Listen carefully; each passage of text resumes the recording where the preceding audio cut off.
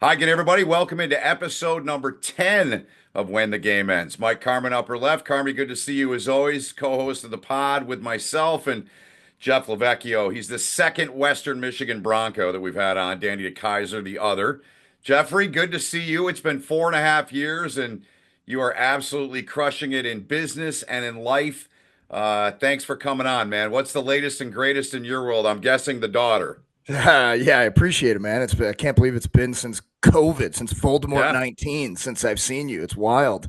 Yep. Yeah, I had a daughter. She turned 3 months old yesterday, I think it was. First child, so that's been a whirlwind. And anybody that knows me knows I work a lot. I love my work. I love helping all the people I help in person and online, and all the different things that I have my hands in. And so now bringing in the challenge of being a present dad while balancing all that, it has given me a whole new perspective on parents that work and are trying to build things. And so it's definitely been a fun new challenge. Wait till she starts playing sports too, and then you Oh really got my to throw god. that in the mix. Oh my Yeah. god, bro. I know. That's I got to work harder and smarter before that happens here. Well, let's just get right into it, man. And we talked offline a little bit, you and I and Freddie 4 years ago, and we went into a lot of your hockey career, which we're going to do. There's a few areas I still want to revisit with you and maybe hear a little bit of stories from that. But the premise of our pod is when the game ends. And Mike and I did one 3 months ago, and that's how it all started. And he went through a transition of being a former professional athlete and so for you, Jeff, when did ultimately the game end for you when you knew that you were done playing?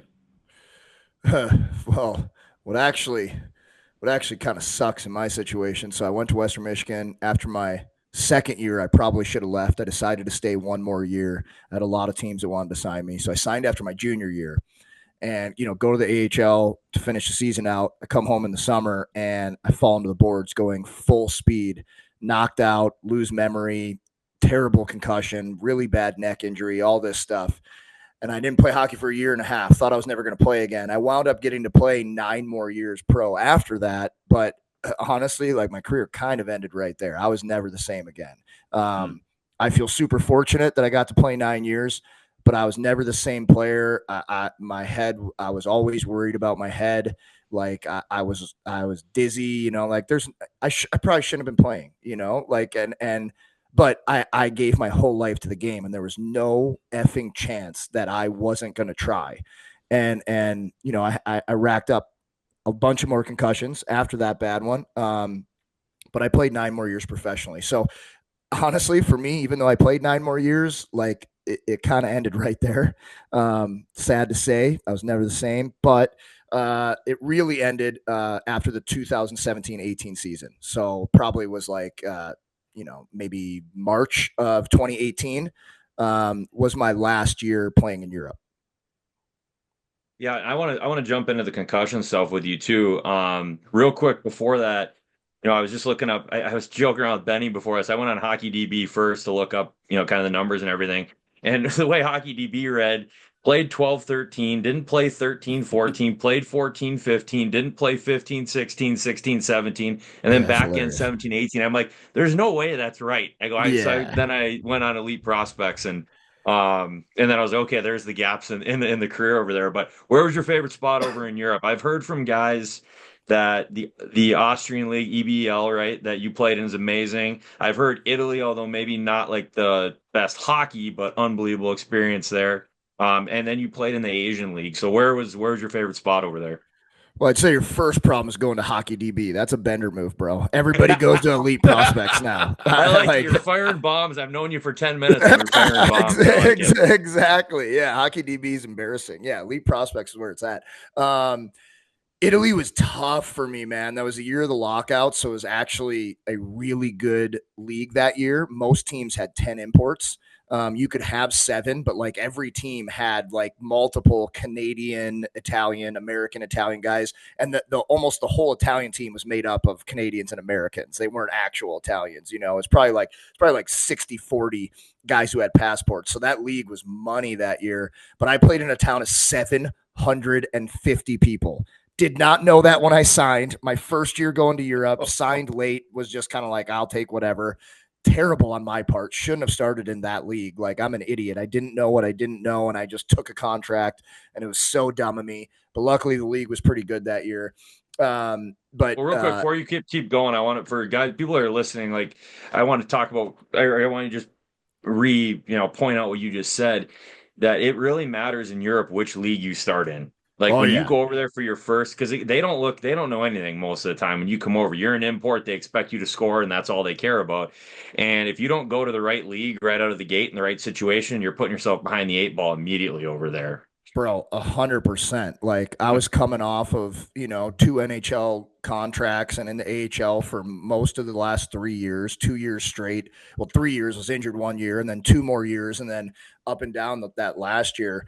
So I started off in Italy, which was just a stupid move on my part. Like, I should have waited for Germany or Austria, or Czech or something like that. Like, so dumb. So then I had to battle my way up each league. So then I went to Norway, which is a better league, had a really good year there. Finally got into Austria with a contract that I was happy with. And I was leading the league in goals and points through the first 23 games, absolutely setting the league on fire. And it was that I played on the Hungarian team that's in the Austrian league. So like we would be going out to lunch and you could have a 3-course meal for like $6. I'm talking soup, salad, meal, dessert, and a coffee for like $6 to $7. It was insane. I felt like a billionaire there. It was unbelievable. And you also asked, where's my favorite place to play? For sure, Székesfehérvár in Hungary. They just built a new stadium, which is beautiful and amazing. But I played in their old barn that was around for probably 30, 40 years. And it's kind of like I went to Western Michigan, kind of the same thing. Western Michigan was an old barn, low roof, like actual barn feeling, some of the best fans in college hockey. And I feed off the fans. And I love playing into the fans and celebrating with the fans and being an idiot. And they loved me over there. So for me, Fehervar was definitely the best in the Austrian league that I played at overseas. I'm glad you brought up Western because I just want to circle back to that because we both did. We went back and rewatched that pod that we did 4.5 years ago. You said you never heard of Western Michigan. You didn't even know they existed. Bro, no idea. Had no clue. But this was my first year in USHL was 2002, I want to say. Like Okay. iPhones weren't a thing yet. iPhones didn't become a Yeah. thing for like 3 more years.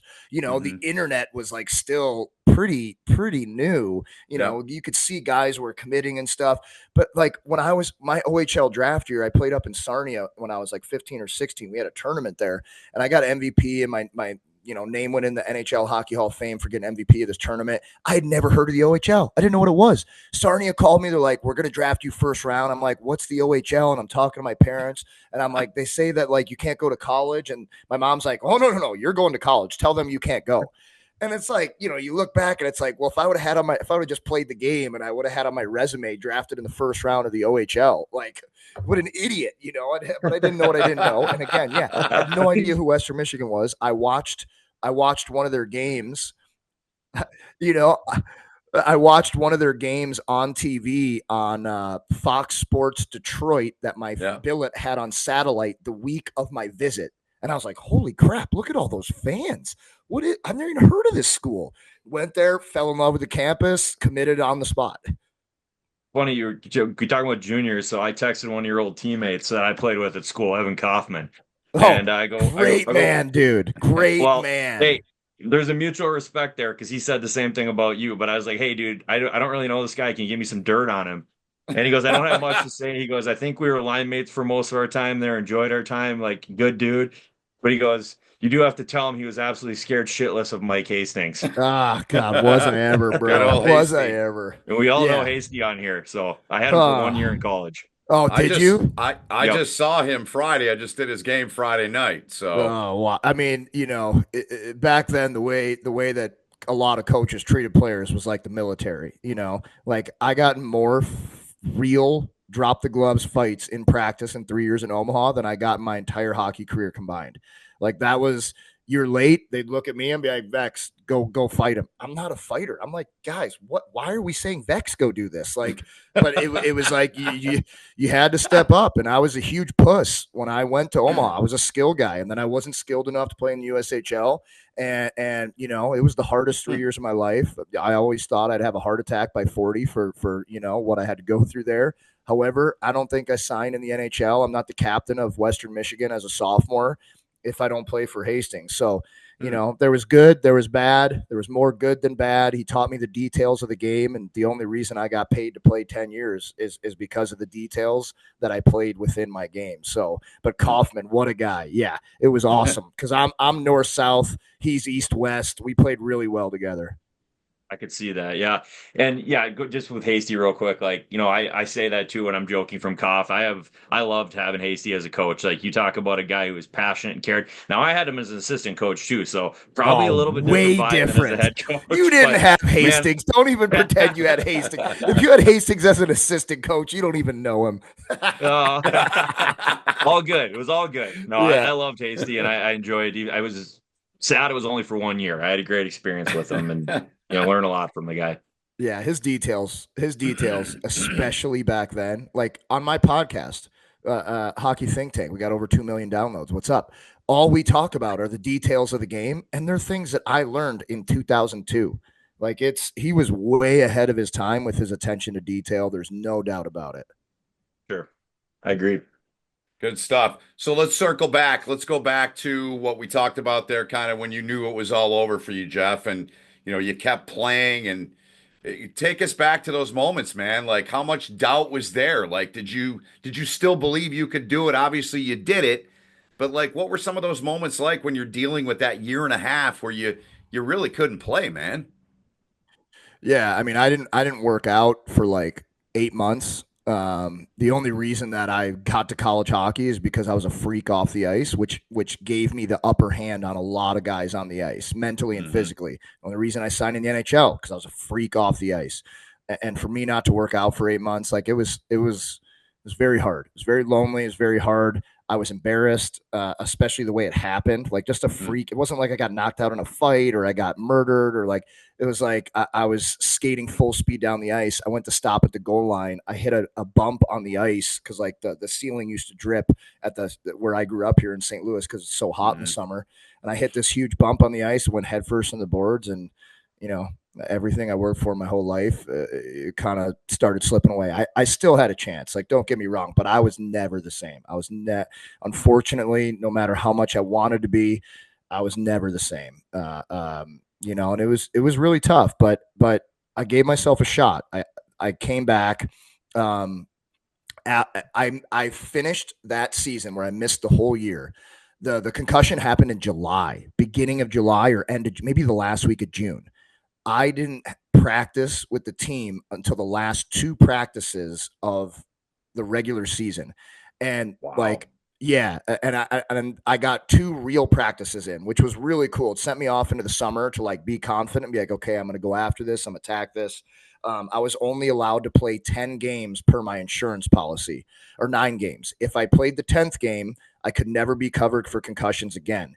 If I decided that I couldn't go through it, I couldn't play, I didn't think it was safe for me or healthy or whatever, I would have got almost $500,000 tax-free. So I got that call from Basil McRae, and I was like, no, I don't care. Turn it down. He's like, you don't want to talk to your agent? You want to talk to your family? I'm like, no, I'll never be able to forgive myself if I don't try.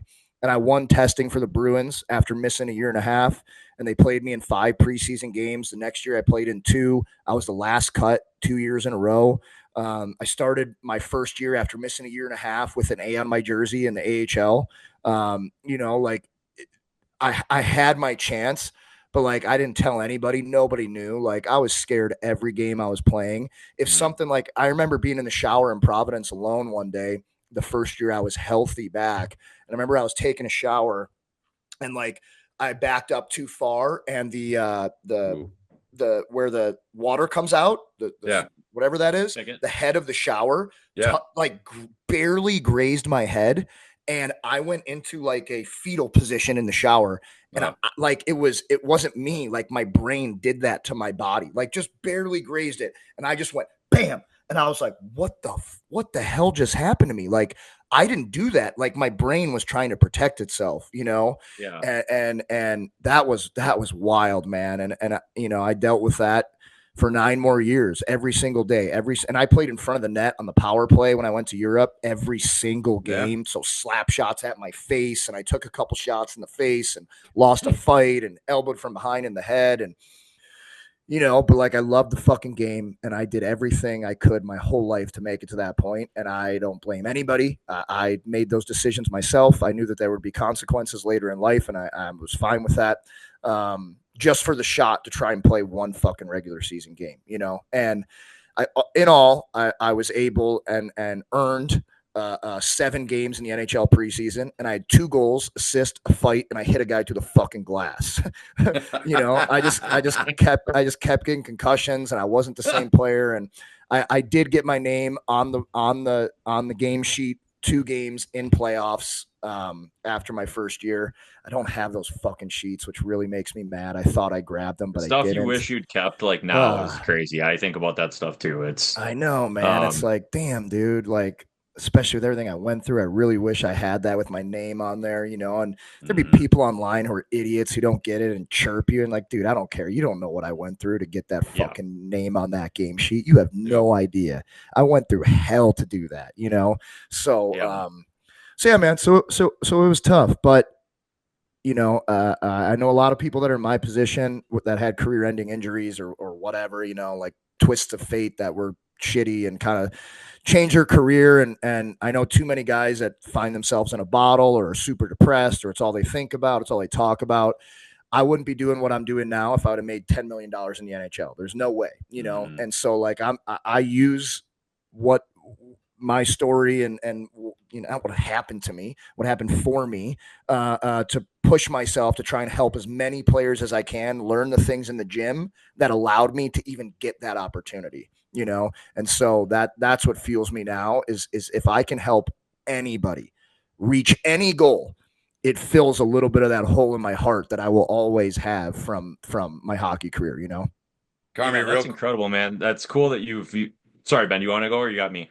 No, you go ahead. I'll go, because listening to Vex tell that, if you remember back 2 episodes ago, you're talking about injuries and what you went through.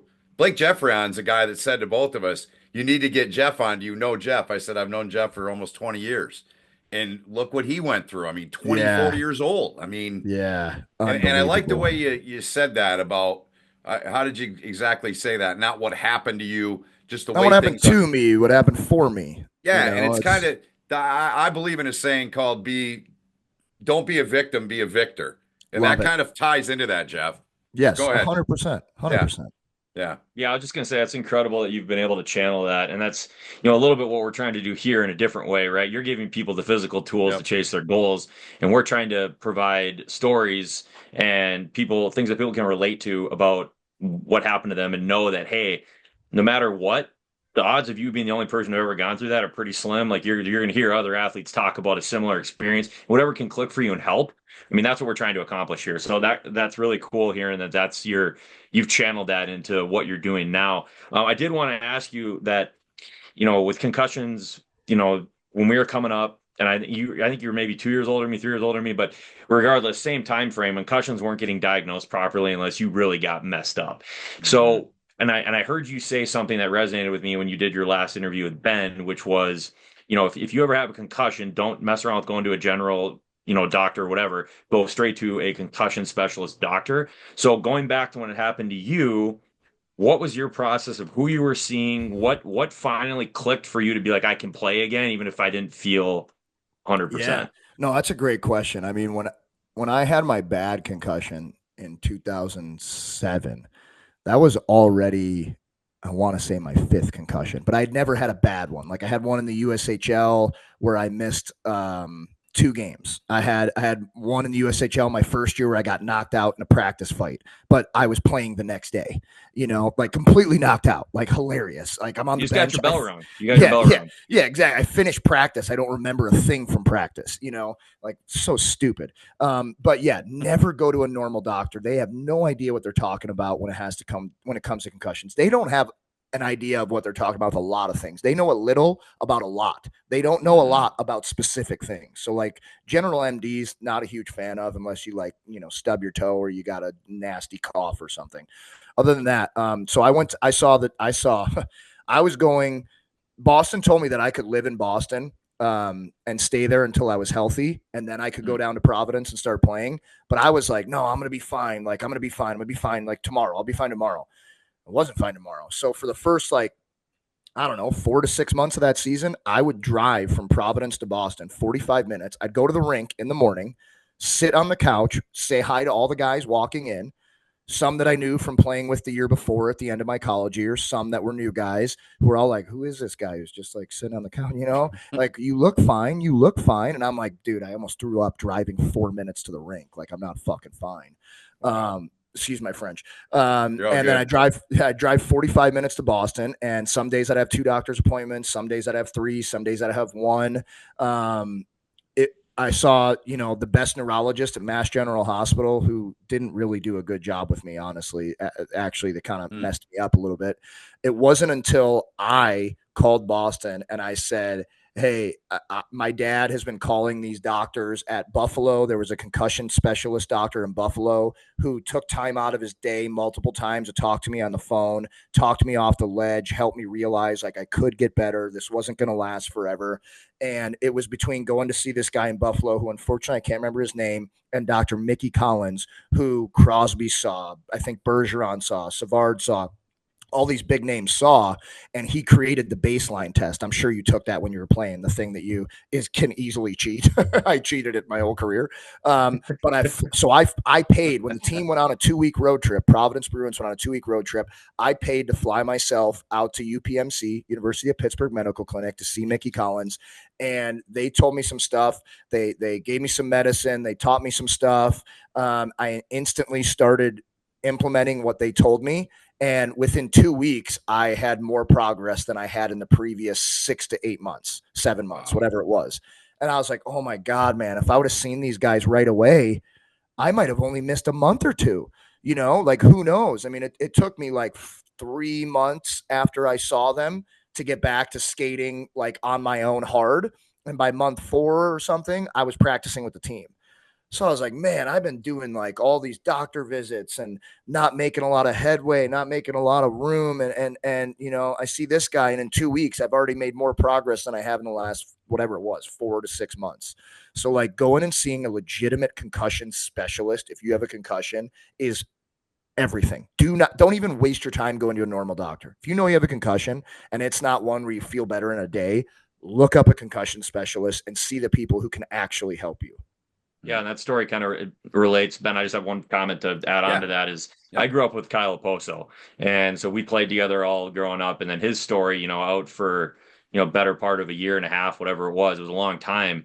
And I don't remember who he saw either. He's told the story on a couple podcasts, but just something about like, something that you would never even think of, or, somebody who's not specialized in this would never think of, essentially like a release point in his mouth. It was like a pushing with the thumb somewhere in the mouth that all of a sudden everything released almost instantly. And it was like, whoa. And again, you're not going to get that unless you go to somebody who is specially trained in dealing with this stuff. Yeah, that's amazing, bro. Yeah, I did all that stuff. I did. For me, the big problem was my vestibular system. That's how your ears and eyes talk to each other to know where you are in space and time. It affects your spatial awareness. It affects your balance. It affects being able to like a vertigo a little bit. Yes, exactly. So like I had it really, really badly. And as soon as like I started to kind of work on that stuff, which I had already been working on, but they gave me some other ways to work on it too. Like it was like night and day. Everything kind of came back. Incredible. Crazy. Jeff, I think you're very unique for us in now 10 episodes in a lot of ways, because you're a unique dude as it is. Male model in my life. But what exactly? Is Adam Sandler, male underwear model? You don't have the teeth for a male model. Merman, Dad. Merman. But you're unique in this sense. I want to get into this a little bit here. We got about 6 minutes left here in the first portion of the show, just so everyone knows. You had a plan, man, because of what you went through. You weren't one of those athletes that all of a sudden I got to figure out what I'm going to do.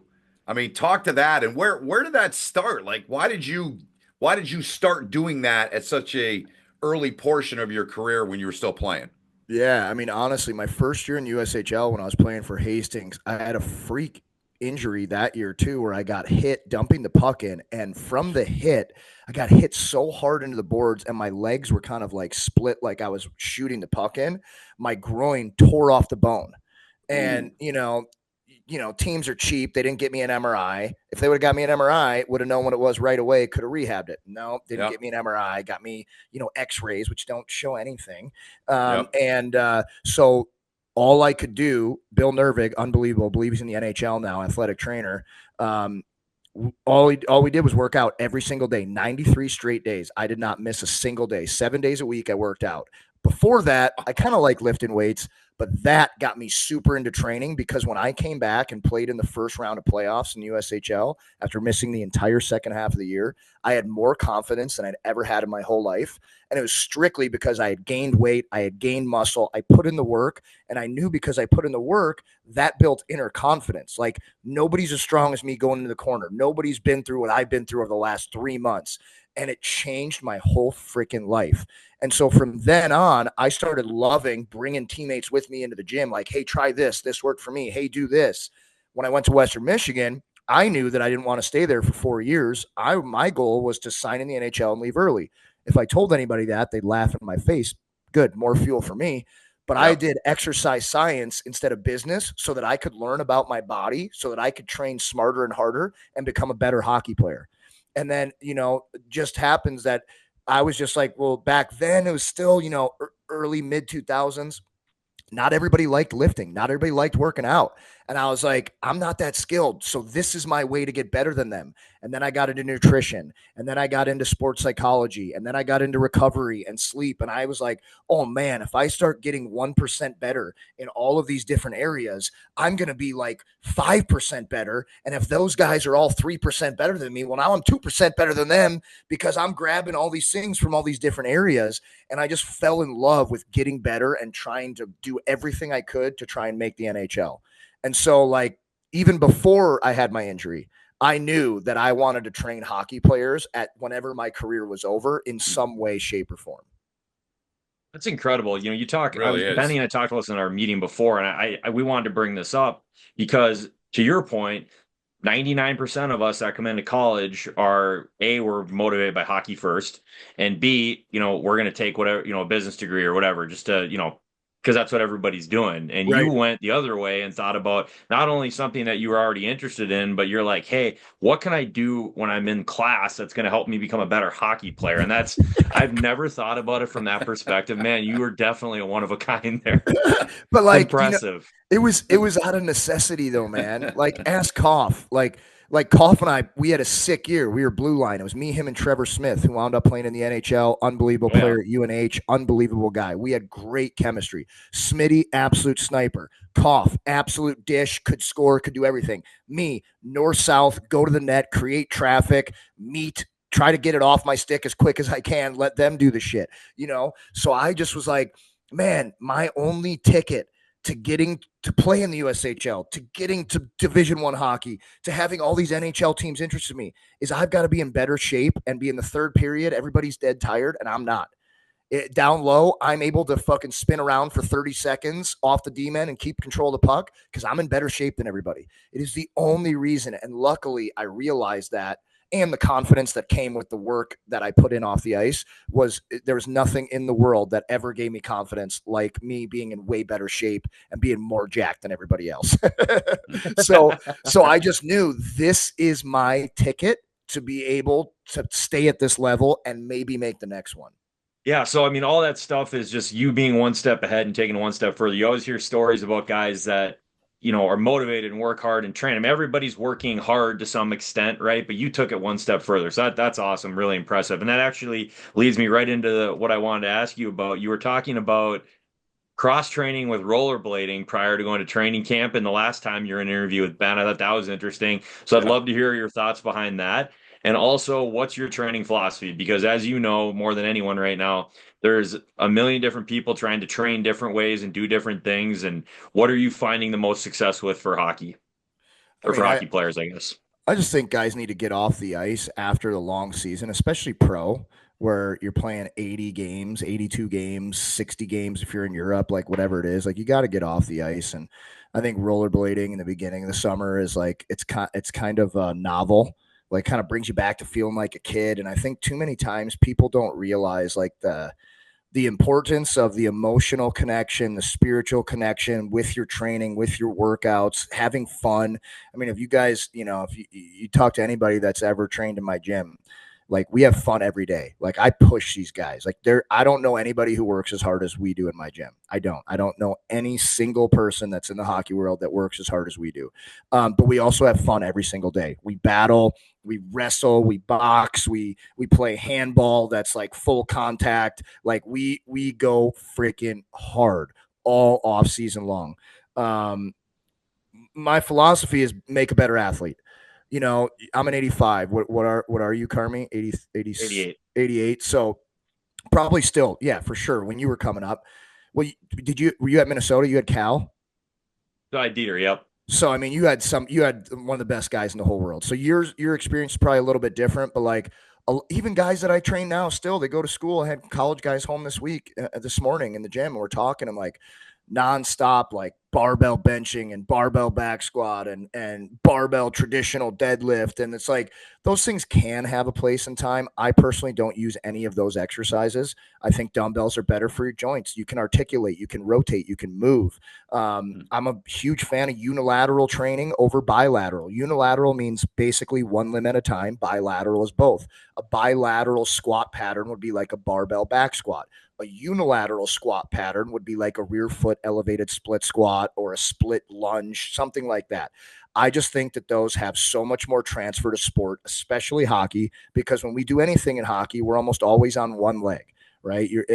So for me, like, I try to make my guys be better athletes. We play different sports. We use basketballs, soccer balls. It looks ridiculous in the gym sometimes, but better athlete equals better hockey player. Yes, I want the numbers in the gym to go up 100%, but I care more about how they move, how they feel. I care about their vestibular system. When I was talking about ears and eyes from my concussion, I learned all that. I immediately started using that once I got healthy. I continued to vestibular train, which made me a better hockey player. If you look at my numbers my whole career, obviously European hockey is not as good as the AHL, but I started getting way more points the second half of my pro career. Part of that is, the more you play, the easier the game gets for you. But also, I started training way differently, way more athletically. I started playing other sports in the summer. I started doing so much vision and spatial awareness training. Like that was like nobody did that shit. We do that every single day. So my philosophy is better athlete above all else, better hockey player. And then obviously get stronger, get faster, get more powerful.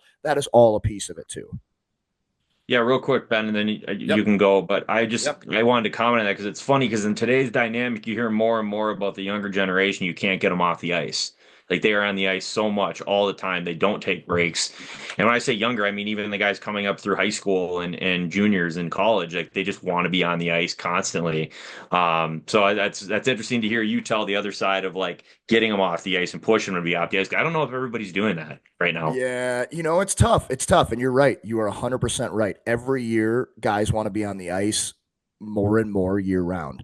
And I get the ice for my guys. So my gym is my main gym. I have a couple. My main gym is in a rink and the windows look at the rink. So I get the ice for the guys. College guys work out at 6:30 a.m. Pro guys work out at 8:30. Junior guys work out at 10:30. Midgets in high school are later on in the day. So the college and pro guys all skate together. The junior guys skate together. So I get to watch all their skates, but I don't get them any ice for the first couple weeks. And then when the junior guys are like 6 weeks out from tryouts, I start to get them ice. The pro guys will start to skate a little bit sooner. College guys who have dev camps coming up, they'll start skating. But like, I'm like, guys, if you're skating in the beginning of summer, 30 minutes. Don't scrimmage, 30 minutes, work on some kind of specific skill and get off. I don't need your groins getting murdered. I don't need your back hurting in June because you've been skating 5 days a week. We need to get your body healthy to have the best season you've ever had. What matters is the season. We'll ramp up the skating. It's kind of a teeter-totter. Think of a teeter-totter. Beginning of the summer, way less ice, all gym.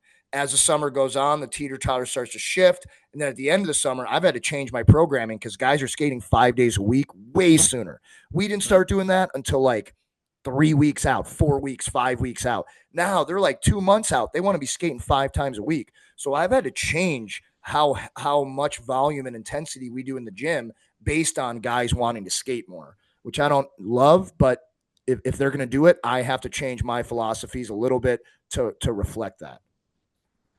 So Jeff, that's interesting. Good. That's awesome. When we talked a few years ago, you mentioned Trent Frederick was a guy you worked with. Joseph Wall was a guy you worked with. I mean, give those watching and listening an idea of some of the guys you're working with. You told me you're working with 2 NFL guys. One of them's Kyron Williams, who's, if you don't know, is a starting running back for the LA Rams. So some of your clientele, share that and how you've attracted so many people to what you're doing. Right. I mean, just online right now, I've got 2 D3 teams, 2 ACHA teams, 2 USHL teams, 2 NUL teams, probably getting another one here this week, an NA3 team, 2 different high school teams, 2 Canadian midget teams, 2 Wisconsin midget teams. And then, I'm responsible for thousands of athletes in St. Louis that my coaches work with at the different locations we have. And then the guys that I work with in the summer, a ton of Division I players. My D1 group is massive, a couple D3 guys as well. Lots and lots of USHL, NUL, BC guys, lots of midget AAA, and then, pro guys. I had Chris Weidman for the last 5 years of his career. He started training with me before he went to the KHL, and I was like, bro, you're coming back. And he was like, this is probably my last year. I'm like, no, you're going to the KHL and you're coming back. Like, that's how we're training. We're not training to end your career. We're training to bring you back to the NHL. And he was the most dialed he's ever been. He won Defenseman of the Year in the KHL as an American, which isn't a thing. And, wound up getting 4 more years of contracts in the NHL with the Canadians, I believe. Trent Frederick, I've had for a long time. Joseph Wall, I've had since he was 15 years old. So his entire career, I've had him.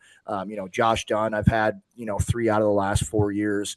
Lots of AHL East Coast guys, European pro guys, Blues guys sometimes are in and out, like Robert Bortuzzo trained me for a good amount of time, Stasny online at the end of his career, just a lot, some guys online too, some pro guys. Basically, like I'm lucky now that I get to kind of choose who I work with. Like, I'm not like, oh, just anybody come work with me. It's like, somebody's got to vouch for you that you're coming 4 days a week, every freaking week, except for random vacations. Obviously, other than that, you're in the gym 4 days a week, every week, or else I don't want you. I don't care who you are. I don't want you.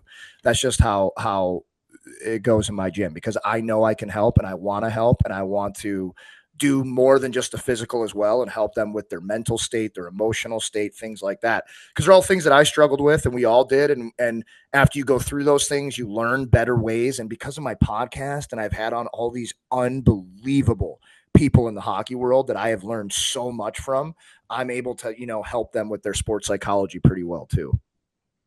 How does the online stuff work for you? So you're talking about, like, you're working with all these teams and you're creating programs for them and whatnot.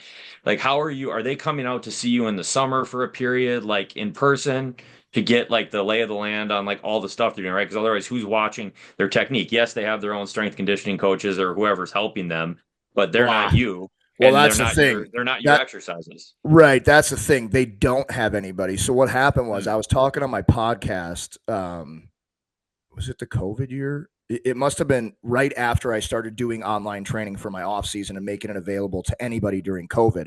And I was saying the next year, so 2021, I was like, oh my God, dude, I just got a call from one of my junior guys and they're doing CrossFit and they had 2 guys dislocate their shoulders in a workout. Oh, no. And I was so pissed off. And I was like, this is a joke. I have this online platform. If there's any junior teams out there that want to work with me, I will save you money.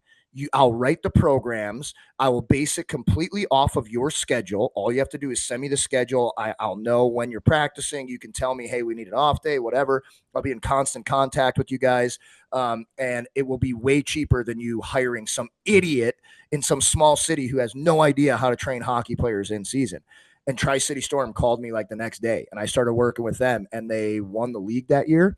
And then I had 2 other teams working with me that year. They both one of them won the playoffs, and the other one won the league and lost in the finals. So in the first year, I won, like, with the teams, helped them win. A small part of helping them win, feel good, all these things. I won 3 out of 3, and I was like, oh, this is awesome. So I started talking about the podcast. More and more teams that work with me, but basically, I've got like 1,000 video library. So I have a really nice home gym now where I can film everything right next to me here. Check it out on the gram. Jeff Lovecchio, what's up?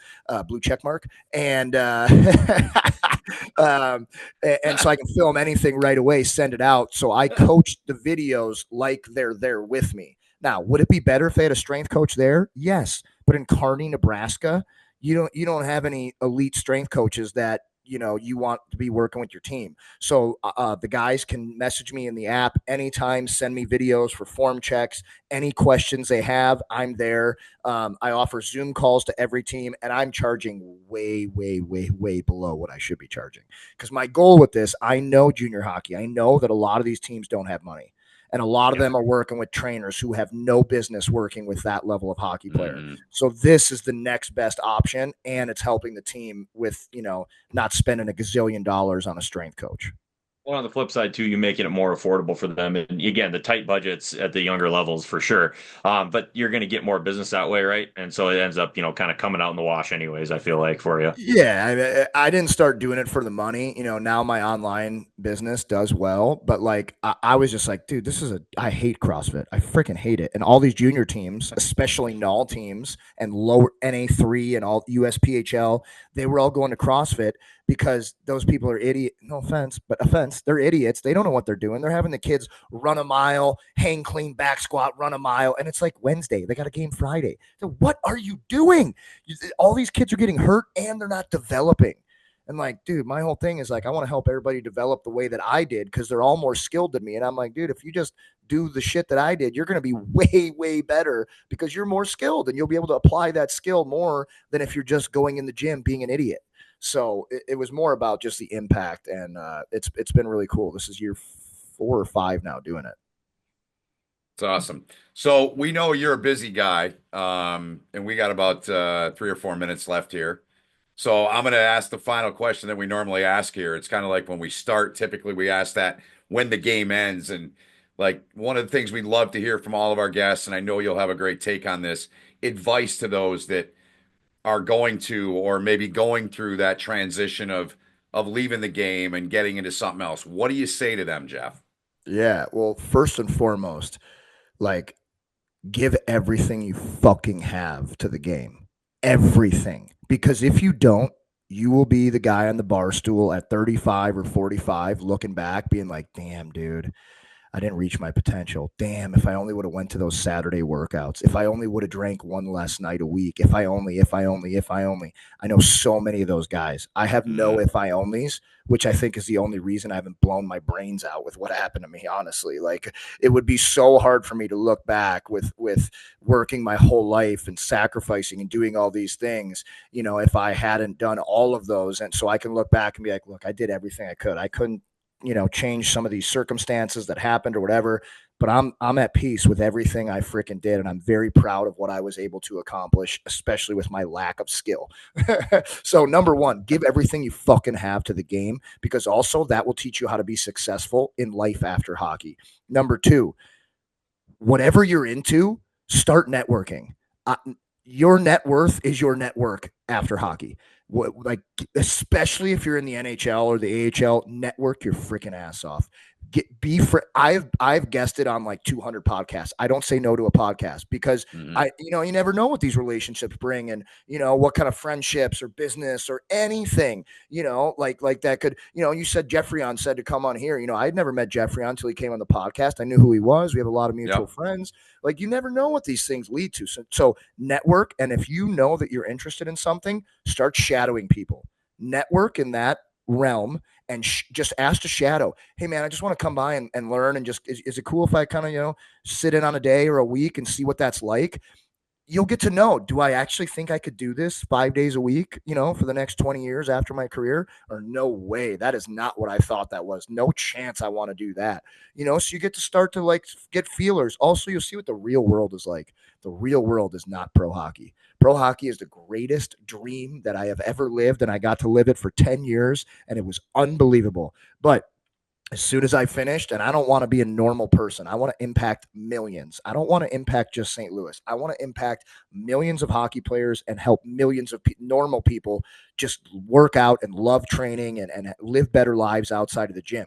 So, like, when I finished, I had to drink 8 cups of freaking coffee a day that first summer I retired because I was already training 100 guys that summer. And I put in 16-hour days. I put in 17-hour days. I think I put in a few 18-hour days where it was straight through, no breaks, eating while I'm coaching, drinking while I'm coaching, going home, can't even move. I'm so gassed, but I was building that business. And if I didn't do that while I was still playing, I wouldn't have retired and immediately had some financial stability, had a business that was amazing to walk into, that was already going in the right direction. And, who knows where I'm at now, whatever it is, 6-7 years after retiring, if I didn't do that stuff while I was still playing, I'd probably still be grinding my ass off, not being able to make secondary and tertiary income with less energy and less being in person because I built all this stuff while I was playing and started that process. So start that freaking process, network your ass off, go shadow people, read books on things you think you like, find out what you actually are interested in and you could possibly do as a job or a side hustle or whatever when you retire. And I tell you what, I think we've heard, some overlap there, some new stuff, but that might be the most motivational way it's been delivered at the end so Far and far. away. I think you can agree. That Hell was yeah, boys. Hell You hit yeah. the And nail on the head Bell. there with all that. Hell yeah. I Yeah. also, I got into speaking because I found through the way that I'm able to impact my guys in the gym, like I do a lot of professional speaking now because I fucking love it. Like I'm so passionate about it. Like it's just like, I was a bender at the higher levels, and I signed 2 NHL deals.